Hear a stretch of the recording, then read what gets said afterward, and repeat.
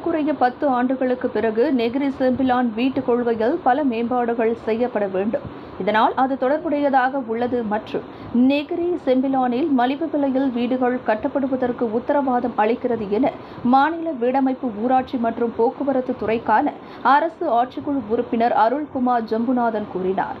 Negeri செம்பிலானில் உள்ள ஒவ்வொரு வீட்டு திட்டத்திலும் மலிவு விலையில் வீடுகள் கட்டுவதற்கு நெகிரி செம்பிலான் அரசாங்கம் எப்போதும் முன்னுரிமை அளிக்கிறது.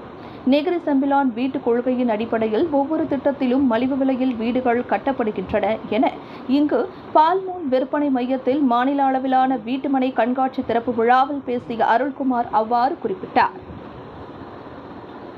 விலையில் மேலும் செய்திகளை தெரிந்து கொள்ள கீழே இருக்கும் பெல் பட்டனை அழுத்துங்கள்.